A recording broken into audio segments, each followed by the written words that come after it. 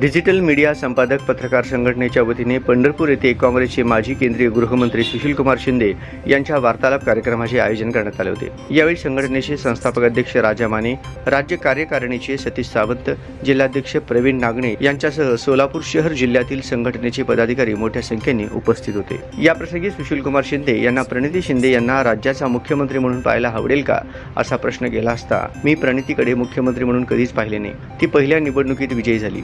विधानसभा ही लोकशाही मधली शाळा आहे। तिला मंत्री व्हायची संधी होती, मी नको म्हणालो। अनुभव आवश्यक आहे, प्रश्न समजून घेतले पाहिजे। त्यावेळेस माझ्याकडे तिला मंत्री करण्याची पावर होती, परंतु मी तसे केले नाही असे शिंदे म्हणाले। लोकसभा निवडणुकीत प्रणिती शिंदे यांना उमेदवारी देऊन आपण पुन्हा घराणेशाहीला चालना दिली असे वाटत नाही का? या प्रश्नावर शिंदे म्हणाले, प्रणिती शिंदेला लोकसभेची उमेदवारी मी दिली नाही, तिला अखिल भारतीय काँग्रेस कमिटीने उमेदवारी दिली आहे। ती त्या उमेदवारीला लायक आहे, ती फायटर आहे, विचारवंत आहे, नवीन शोधण्याची तिला सवय आहे। त्यामुळे या लोकसभा निवडणुकीत सोलापूरमधून प्रणिती शिंदे आणि माढ्यातून धैर्यशील मोहिते पाटील हे निश्चित विजयी होतील असा विश्वास त्यांनी व्यक्त केला। भाजपवर टीका करताना ते म्हणाले, त्यांच्याकडे नवीन प्लॅनिंग नाही।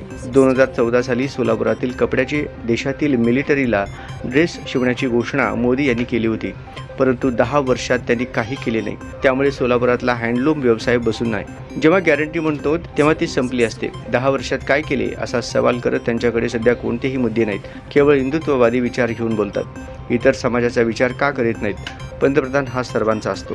डिजिटल माध्यमांमध्ये मागील अनेक वर्षापासून कार्यरत असणाऱ्या करमाळा येथील पायल गांधी यांची डिजिटल मीडिया संपादक पत्रकार संघटनेच्या महिला जिल्हाध्यक्ष पदावर निवड करण्यात आली।